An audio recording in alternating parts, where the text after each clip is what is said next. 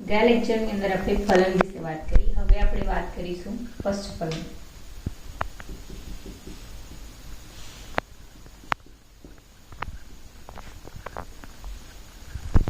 હવે પશ્ચફલનમાં વાત કરીશું. સૌથી પહેલો ટોપિક છે યુગ્મનજ.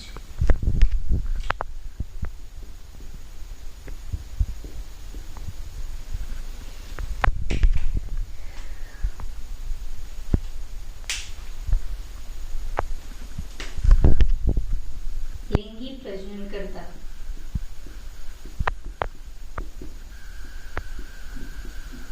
સજીવોમાં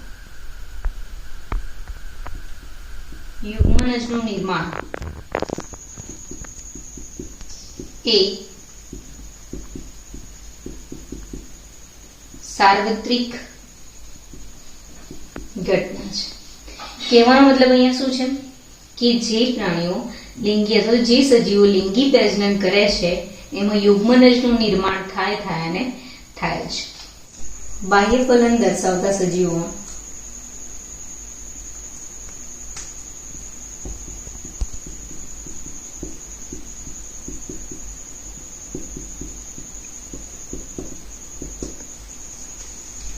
યુગ્મનજનું નિર્માણ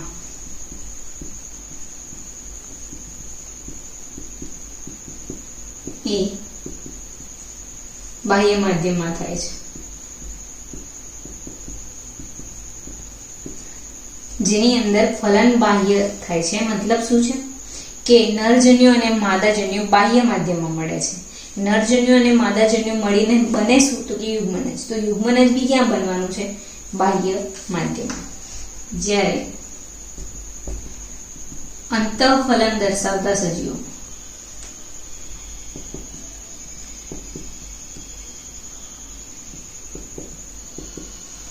અંતઃફલન દર્શાવતા સજીવોમાં યુગ્મનજનું નિર્માણ એ સજીવ શરીરમાં થાય છે.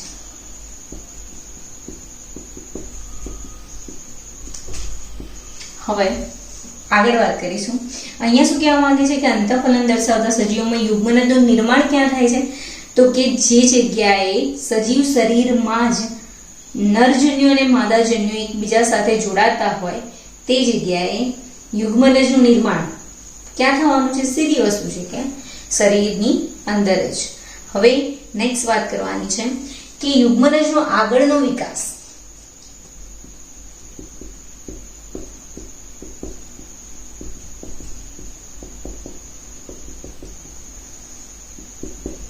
ક્યાં થાય છે?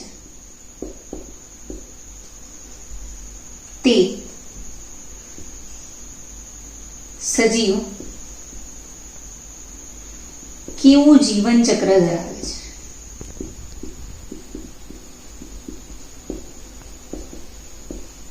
અને તે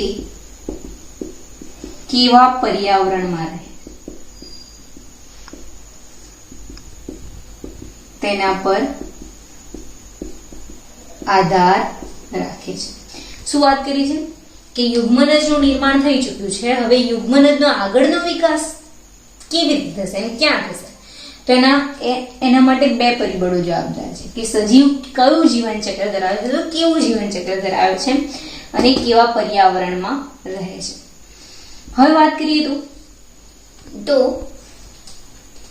ફૂગ અને લીલ માં યુગ્મનજની આસપાસ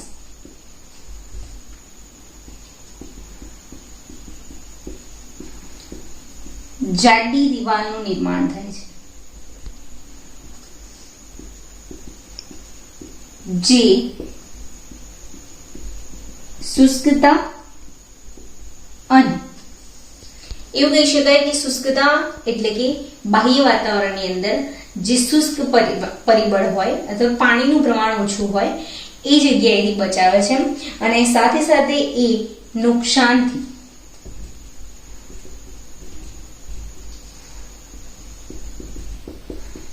રક્ષે છે. કોને રક્ષવાની વાત છે? યુગ્મનજ. એટલે ફૂગ અને લીલની અંદર યુગ્મનજની આજુબાજુ શું થાય છે? જાડી દિવાલનું નિર્માણ, જેના કારણે એ યુગ્મનજ છે એ શુષ્કતાથી બચે છે અને બીજા શેનાથી બચશે એવું કહી શકાય તો કે એના કોઈ પણ પ્રકારનું નુકસાન થશે નહીં. હવે આગળ વાત કરવાની છે કે તે અંકુરણ પહેલાનો તબક્કો છે અથવા તો અંકુરણ પહેલાનો આરામદાયક તબક્કો છે એવું કહી શકાય.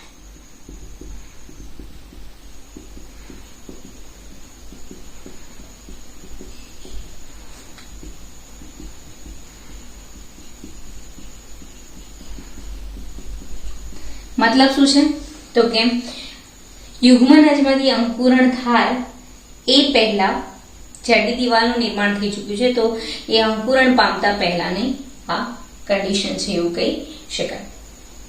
આ થઈ કોની વાત તો કે પર્યાવરણ, કયા પર્યાવરણમાં રહે છે એની વાત કરીએ આપણે અને એની આસપાસ જે તે પર્યાવરણમાં રહે છે એના અકોર્ડિંગલી એ યુગ્મનજની આસપાસ ફૂગ અને લીલમાં શું થયું હતું કે દિવાલનું નિર્માણ. હવે આટલી વાત એકવાર કરી લઈએ પછી આગળ જોઈએ કે લિંગી પ્રજનન કરતા સજીવોમાં યુગ્મનજનું નિર્માણ એ કેવી પ્રક્રિયા તો કે સાર્વત્રિક. જે બી સજીવ લિંગી પ્રજનન કરે એમાં કમ્પલસરી શું થાય તો કે યુગ્મનજનું નિર્માણ તો થાય જ. જો બાહ્ય ફલન દર્શાવતા હોય એટલે નરજન્યુ અને માદાજન્યુ બાહ્ય માધ્યમની અંદર જોડાતા હોય તો એ જ્યાં જોડાય ત્યાં જ યુગ્મનજ બનશે. એવી જ રીતે અંતઃફલન દર્શાવતા હોય તો નરજન્યુ અને માદાજન્યુ શરીરની અંદર જોડાય છે એટલે યુગ્મનજ પણ ક્યાં બનવાનું? શરીરમાં. યુગ્મનજનો આગળનો વિકાસ એના પર આધાર રાખશે પ્રાણી કેવું જીવન અથવા તો સજીવ કેવું જીવન ચક્ર ધરાવે છે અને કયા પર્યાવરણમાં રહે છે એના પર આધાર રાખશે.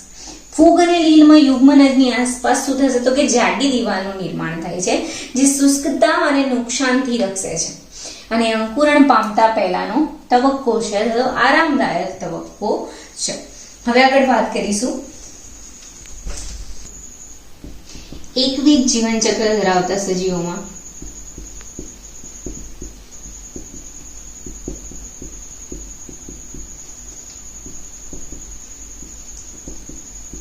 યુગ્મનજ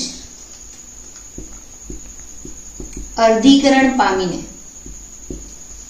એકકીય બીજાણુનું નિર્માણ કરે છે.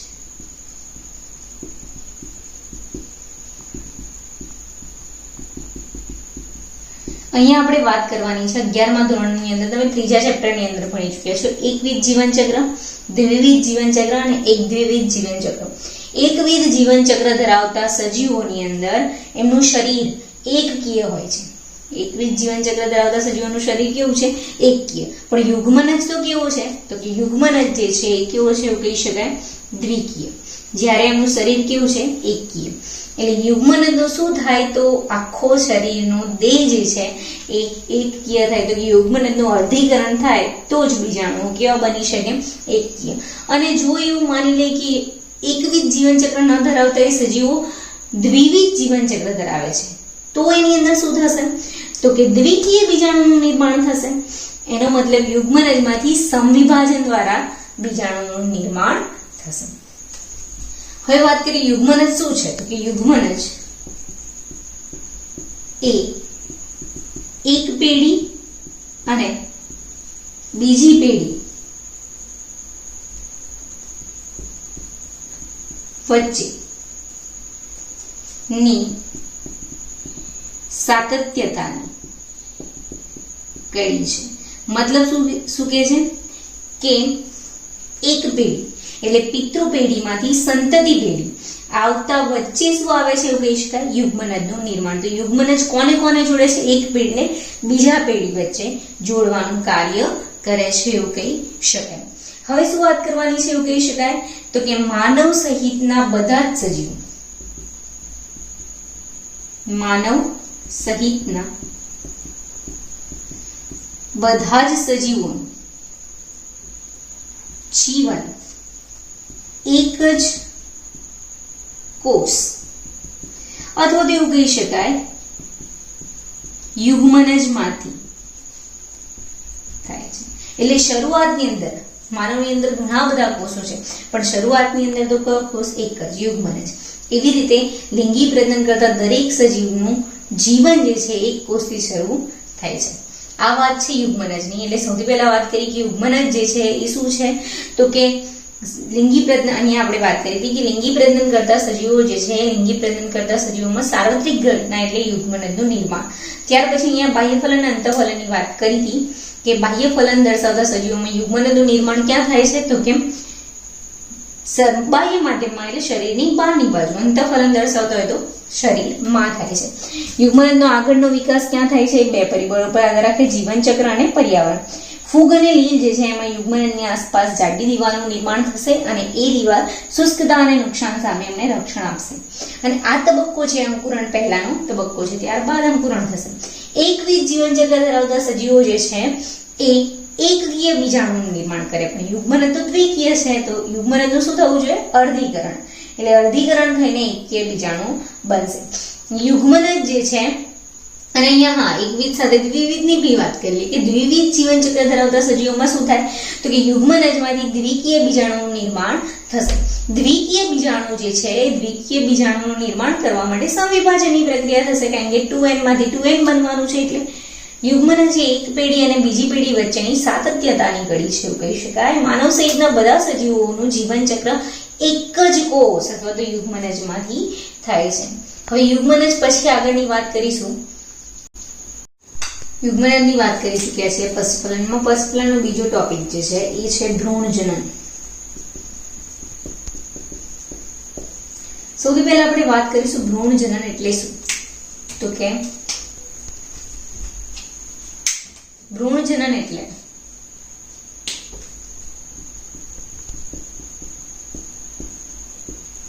એ શું છે એવું કહી શકાય, તો કે યુગ્મનજમાંથી ભ્રૂણના વિકાસની પ્રક્રિયા છે. ભ્રૂણજનન શું છે એવું કહી શકાય, તો કે યુગ્મનજમાંથી કોનો વિકાસ થાય છે, ભ્રૂણનો વિકાસ થાય છે. એટલે યુગ્મનજમાંથી ભ્રૂણ બનવાની પ્રક્રિયા, જનન એટલે બનવું, યુગ્મનજમાંથી ભ્રૂણ બનવાની પ્રક્રિયા એટલે ભ્રૂણજનન. ભ્રૂણજનન દરમિયાન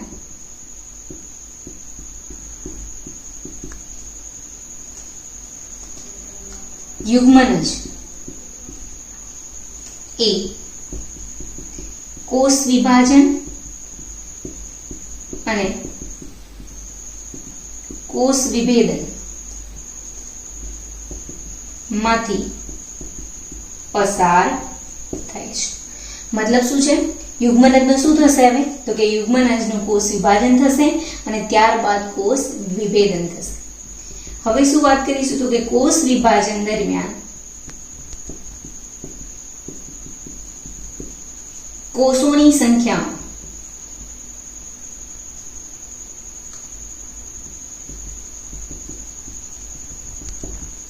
વધારો થાય છે. કોષ વિભાજન શું, એકમાંથી બે, બેમાંથી ચાર કોષો બનવાની પ્રક્રિયા, એટલે કોષોની સંખ્યામાં વધારો થશે. જ્યારે કોષ વિભેદન દરમિયાન કોષોનો સમૂહ કેટલાક રૂપાંતરણમાંથી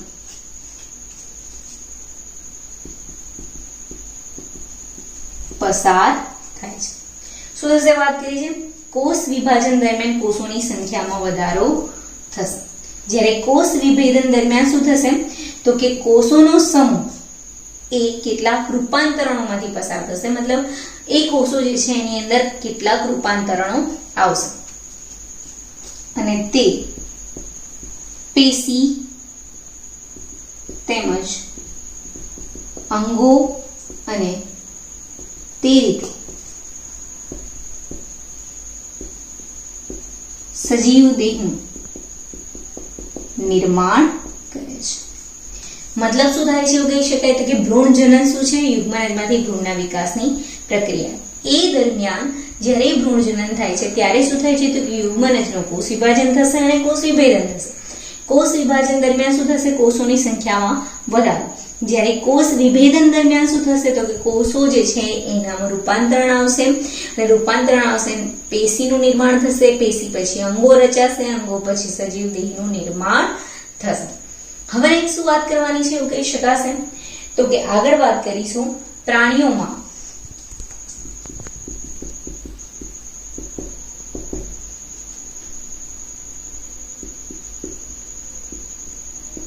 સજીવ દેહનું નિર્માણ એ સજીવ શરીરમાં થાય છે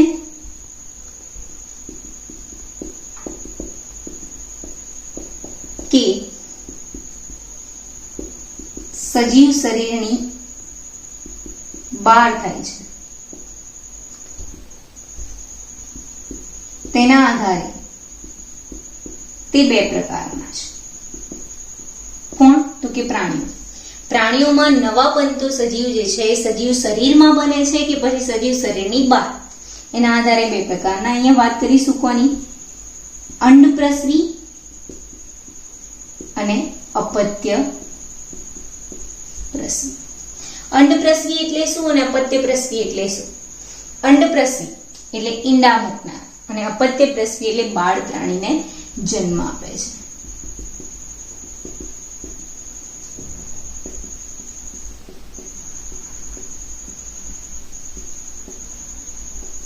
આટલી વાત કરી લઈએ, પછી આગળ અપત્ય પ્રસવી અને અંડપ્રસવી વિશે ડિટેલમાં વાત કરીશું.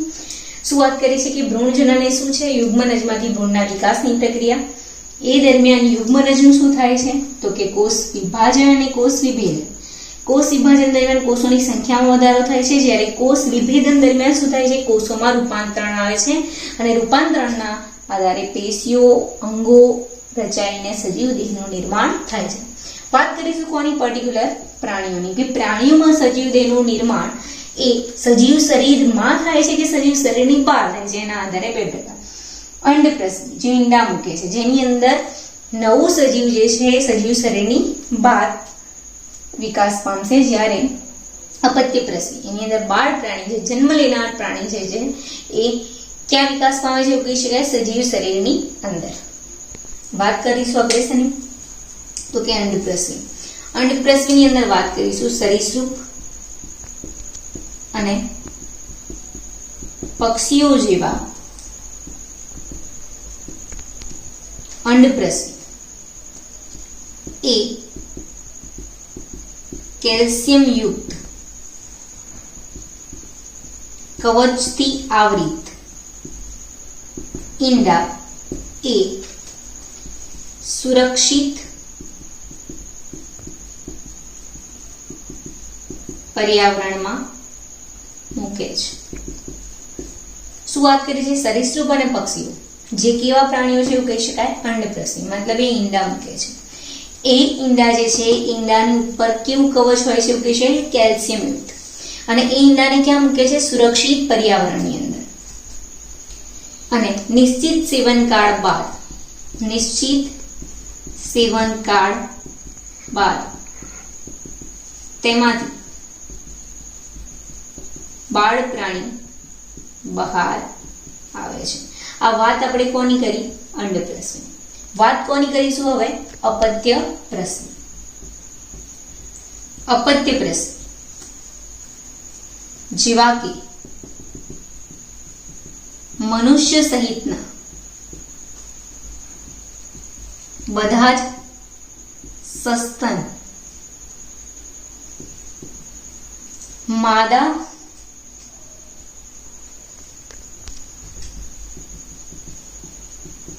પ્રાણીઓમાં યુગ્મનજમાંથી નવા સજીવ દેહનું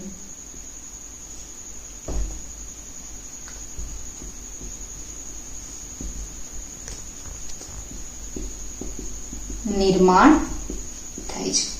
શું વાત કરી છે? અપત્ય પ્રસવી.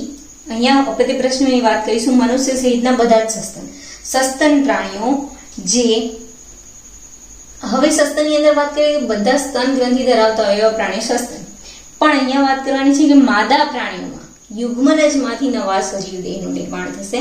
એટલે સસ્તન પ્રાણીઓની અંદર પર્ટિક્યુલર કોની વાત કરીએ? માદા પ્રાણીઓમાં.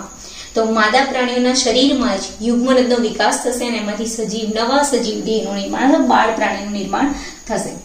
તે વૃદ્ધિના કેટલાક તબક્કામાંથી પસાર થયા બાદ બાળ પ્રાણી તરીકે જન્મ બોલાય છે. શું વાત કરવાની છે? યુગ્મનજમાંથી નવા સજીવ શરીરનું નિર્માણ થાય છે. શેની અંદર? તો કે સસ્તન પ્રાણીઓમાં, પર્ટિક્યુલર માદા પ્રાણીની અંદર, માદા પ્રાણીના શરીરની અંદર યુગ્મનજમાંથી નવા સજીવ દેહનું નિર્માણ થાય છે, જે વૃદ્ધિના કેટલાક તબક્કાઓમાંથી પસાર થશે અને પસાર થયા બાદ એ બાળ પ્રાણી તરીકે જન્મ લેશે. હવે વાત કરવાની છે કે અપત્યપ્રસવી અને અંડપ્રસવી બંનેની અંદર ફરક શું હોય છે? તો કે અપત્યપ્રસવી જે છે એની ઉત્તરજીવિકા એટલે એનો જીવનકાળ વધારે હોય છે.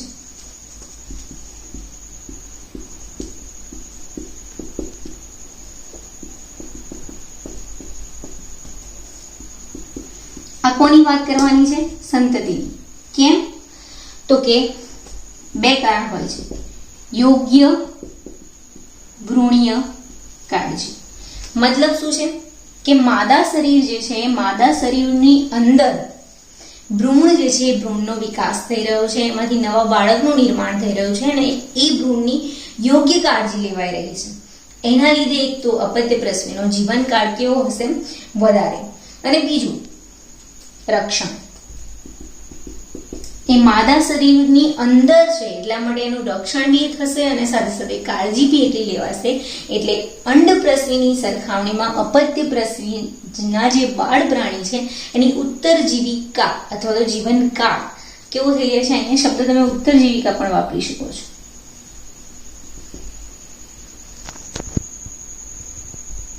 એ વધારે હોય છે. અહીંયા આપણે બે વસ્તુની વાત કરી, સરીસૃપ અને પક્ષીઓ જેવા અંડપ્રસવી જે શું કરે છે? કેલ્શિયમ યુક્ત કવચથી આવૃત ઈંડા સુરક્ષિત પર્યાવરણમાં મૂકશે. એ ઈંડાનું સેવન કર્યા બાદ એ ઈંડામાંથી બાળ પ્રાણી બહાર આવશે. આ થઈ વાત અંડપ્રસવીની. વાત કરીશું શેની? અપત્યપ્રસવી. અપત્યપ્રસવીની અંદર શું થાય છે કે મનુષ્ય સહિતના બધા જ સસ્તન પ્રાણીઓમાં માદા શરીરમાં યુગ્મનજમાંથી નવા સજીવ દેહનું નિર્માણ થશે. તે વૃદ્ધિના કેટલાક તબક્કામાંથી પસાર થશે. એ પસાર થયા બાદ બાળ પ્રાણી જન્મ લેશે. પણ ઉત્તરજીવિકા કોની વધારે છે? અપત્યપ્રસવી બાળ પ્રાણી અને અંડપ્રસવી બાળ પ્રાણીમાંથી? તો કે મોટા ભાગે અપત્યપ્રસવી બાળ પ્રાણી. કેમ? તો કે એની યોગ્ય ભ્રૂણીય કાળજી લેવાય છે અને રક્ષણ થતું હોવાથી એની ઉત્તરજીવિકા વધારે હોય છે. આગળ આપણે વાત કરી અંડપ્રસવી અને અપત્યપ્રસવી. હવે વાત કરીશું સપુષ્પી વનસ્પતિ.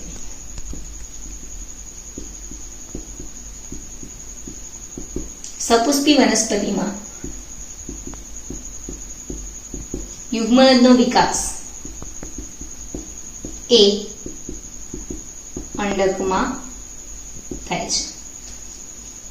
સપુષ્પી વનસ્પતિની અંદર યુગ્મનજનો વિકાસ ક્યાં થાય છે?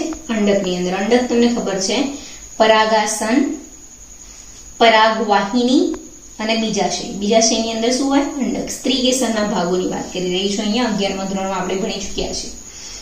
હવે વાત શું કરવાની છે એવું કહી શકાશે? તો કે અંડકનો વિકાસ યુગ્મનજનો વિકાસ અંડકમાં તો થઈ ચૂક્યો છે. હવે તો કે ફલન બાદ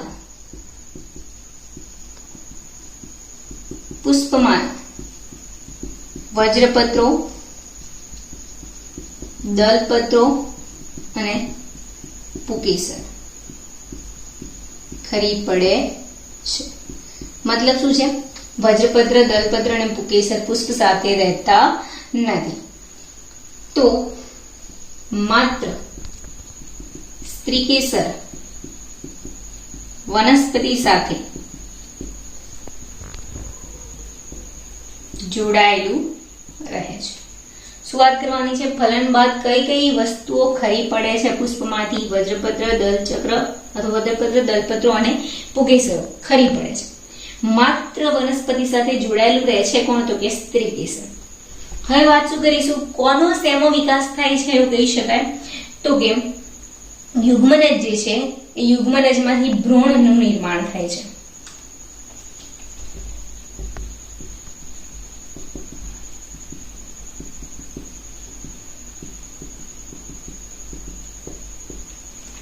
હવે વાત કરીએ તો કે અંડક એ બીજમાં ફેરવાય છે.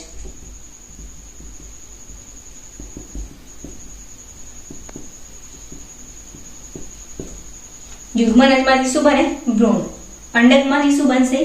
બીજ. બીજાશયમાંથી શું બનશે? તો કે બીજાશયમાંથી ફળનું નિર્માણ થાય છે.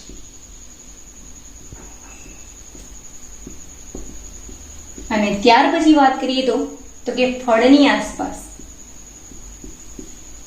ફળની ફરતે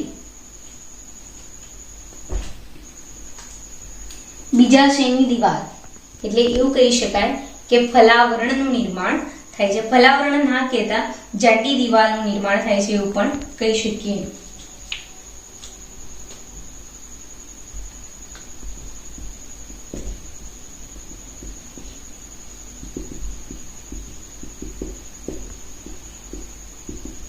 કોની ફરતે દિવાલની વાત કરવાની છે? ફળની ફરતે. એટલે ફળની ફરતે આવેલી જે દિવાલ છે એને આપણે શું કહીશું? ફળનું આવરણ, એટલે એને કહીશું ફલાવરણ. આ ફલાવરણ જે છે એ ફલાવરણ શું કરે છે? તો કે રક્ષણાત્મક આવરણ છે.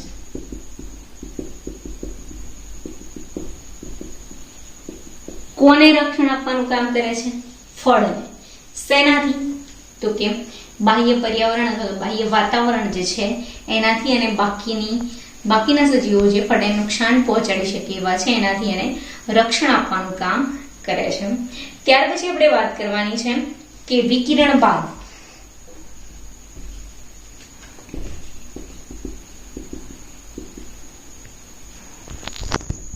બીજ અનુકૂળ પરિસ્થિતિ અંકુરણ પામીને નવી વનસ્પતિ નિર્માણ કરે છે. વિકિરણ એટલે શું? ફેલાવો. એટલે કે જ્યારે ફળ જે છે ફળનું સ્ફુટન થાય એટલે ફળની અંદર રહેલા બીજ હોય, બીજ બહાર આવે. બીજ બહાર આવે એટલે અનુકૂળ પરિસ્થિતિ, એટલે વિખેરાઈ જાય જુદી જુદી જગ્યાએ, અને એ વિખેરાઈ જાય અથવા તો ફેલાઈ જાય. ત્યાર પછી જ્યારે અનુકૂળ પરિસ્થિતિ આવશે, આપણે નોર્મલી વાત કરીએ ચોમાસાની અંદર, તો ચોમાસાની અંદર ઘણી બધી વનસ્પતિ એમ જ ઉગી જાય છે. કોઈ એને રોપવા ગયેલું હોતું નથી, પણ ઘણી બધી વનસ્પતિ જે છે એનું નિર્માણ થયું હોય. તો એનું કારણ શું હોઈ શકે? તો કે બીજ પહેલા વિકિરણ પામી ચૂક્યા હોય છે, પણ અનુકૂળ પરિસ્થિતિ આવી, મતલબ એના માટે અનુકૂળ પરિસ્થિતિ એટલે ભીની જમીન, બીજયુક્ત વાતાવરણ, એને બધું મળી રહ્યું ત્યારે બીજ શું થશે? અંકુરણ પામશે. આ વાત થઈ સપુષ્પી વનસ્પતિની. શું વાત કરી છે? સપુષ્પી વનસ્પતિમાં યુગ્મનનો વિકાસ ક્યાં થાય છે? તો કે અંડકમાં. ફલન બાદ શું નથી રહેતું પુષ્પની સાથે? તો કે પુષ્પમાંના 3 ભાગ કયા કયા? વજ્રપત્રો, દલપત્રો અને પુકેસરો ખરી પડે છે. તો રહે છે શું? 4 ચક્ર હોય પુષ્પની અંદર, એમાંથી માત્ર સ્ત્રી કેસર જ વનસ્પતિ સાથે જોડાયેલું રહે છે. યુગ્મરજમાંથી ભ્રૂણનો વિકાસ થાય છે, અંડકમાંથી બીજ અને બીજાશયમાંથી ફળ. 3 વસ્તુ: યુગ્મરજમાંથી ભ્રૂણ, અંડકમાંથી બીજ અને બીજાશયમાંથી ફળ. ફળની ફરતે જાડી દિવાલનું નિર્માણ, અને એની ફરતે આવેલું આવરણ જે છે, કોની ફરતે આવેલું? ફળની ફરતે, એટલે એને શું કહીશું? ફલાવરણ, જે રક્ષણાત્મક આવરણ છે. હવે શું વાત કરીશું? તો કે વિકિરણ બાદ બીજ જ્યારે એને અનુકૂળ પરિસ્થિતિ મળશે ત્યારે એ અંકુરણ પામીને નવી વનસ્પતિનું નિર્માણ કરશે. આ થઈ વાત પશ્ચફલન, અને એમાં પણ ભ્રૂણજનનની વાત.